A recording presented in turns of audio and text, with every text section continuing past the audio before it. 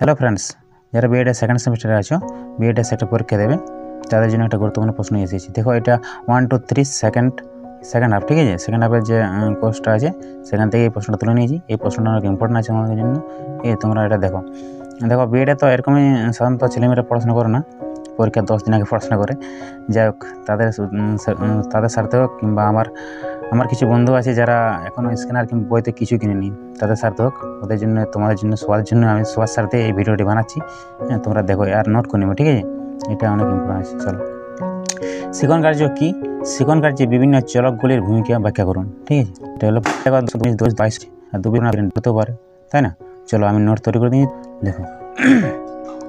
দেখো উত্তরটা লেখো। এমনি একটা হেডিং পয়েন্ট দেবে যে শিখন কার্য।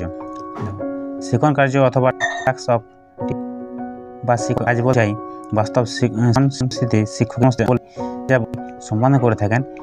এই ধরনের কার্যাবলী কেবলমাত্র শিক্ষক দ্বারা সম্পাদিত হয় এবং ফলাফল হিসেবে শিক্ষার্থীর বিকাশ বা উন্নয়নকে পাওয়া যায়।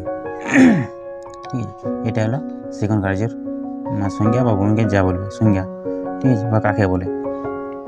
এই শিখন কার্যকে ব্যাখ্যা করে 3 ধরনের চলক পাওয়া যায়, ঠিক আছে? 1 নম্বর হচ্ছে স্বাধীন চলক বা ইন্ডিপেন্ডেন্ট ভেরিয়েবল, 2 নম্বর হচ্ছে নির্ভরশীল চলক বা ডিপেন্ডেন্ট ভেরিয়েবল, হ্যাঁ। আর 3 নম্বরে আমি এবিসি করে নিয়েছি, তোমরা 1, 2, 3 দিতে পারো। 3 নম্বর হলে মধ্যবর্তী চলক বা মিডিয়েটিং ভেরিয়েবল, ঠিক আছে? চলো, এবার আসছি স্বাধীন চলকে। গবেষণা ক্ষেত্রে আমরা সেই সকল চলকগুলিকে স্বাধীন চলক বলি যেগুলি দ্বারা অন্য চলককে পরিবর্তন করা হয়। শিখন কার্যের ক্ষেত্রে শিক্ষক এবং এর আচরণ হলো স্বাধীন চলক, যেমন শিক্ষকের বিষয়গত পরিকল্পনা তৈরি, বিষয়বস্তুর বিন্যাস ইত্যাদি। দেখো বলেছে, গবেষণার ক্ষেত্রে আমরা সেই সকল চলকগুলিকে স্বাধীন চলক বলি যেগুলির দ্বারা অন্য চলককে পরিবর্তন করা হয়।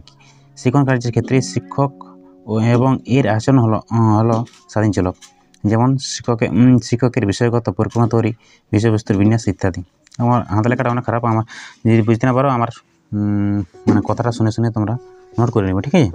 চলো, এবার আসছি বি বা 2 নম্বরে লিখবে যে নির্ভরশীল চলক।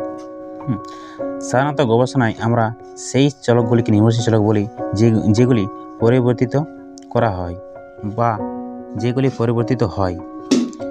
শিক্ষণ কার্যের ক্ষেত্রে নির্ভরশীল চলক হলো শিক্ষার্থী বা শিক্ষার্থীর আচরণ যা পরিবর্তন সাপেক্ষ। এটা হলো নির্ভরশীল চলক। দেখে নাও একটু, ঠিক আছে? বুঝতে পেরেছ? চলো, এবার আসছি মধ্যবর্তী চলক, ঠিক আছে? চলো, গবেষণার ক্ষেত্রে আমরা দেখার চেষ্টা করি স্বাধীন চলক কীভাবে নির্ভরশীল চলককে প্রভাবিত করে। কিন্তু দেখা যায় কিছু চলক রয়েছে যেগুলি স্বাধীনভাবে নির্ভরশীল চলককে প্রভাবিত করতে পারে, এবং যদি আমরা এই চলকগুলিকে নিয়ন্ত্রণ না করি তবে নির্ভরশীল চলকের পরিবর্তনের মূল কারণ স্বাধীন চলক না কি অন্য কোনো চলক তা বুঝতে অসুবিধা হয়। এই ধরনের চলকগুলিকেই বলে মধ্যবর্তী চলক।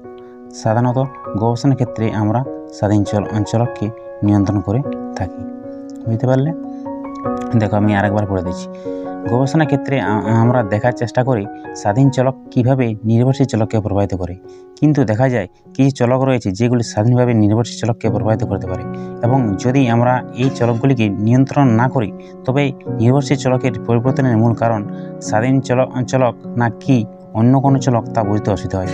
এই ধরনের চলকগুলিকে বলে মধ্যবর্তী চলক।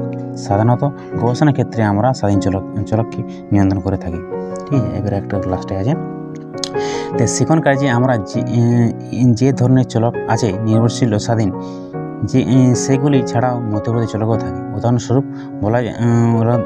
বলা যেতে পারে ক্লাসরুমের আসবাবপত্র, চেয়ার, টেবিল, ডেস্ক ইত্যাদি শিখন কার্যকে প্রভাবিত করে। সুতরাং এটি একটি মধ্যবর্তী চলক। দেখো, তোমাদের পুরো নোটটা আমি বলে দিলাম। তোমরা বুঝতে না পারলে শুনে হলেও নোট করে নেবে, ঠিক আছে? আমার বিশ্বাস এটা অনেক আমি বই থেকে নিয়েছি, কিন্তু এক জায়গায় করে নিয়েছি, ঠিক আছে? পুরোটা তো ছিল না এক জায়গায়।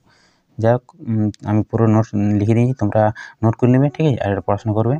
আমার বিশ্বাস তোমরা এটা লিখলে পরে পড়াশোনা করলে উপকৃত হবে, ঠিক আছে? চলো তাহলে দেখা হচ্ছে পরে কোনো ভিডিওতে, পরে কোনো ক্লাসে।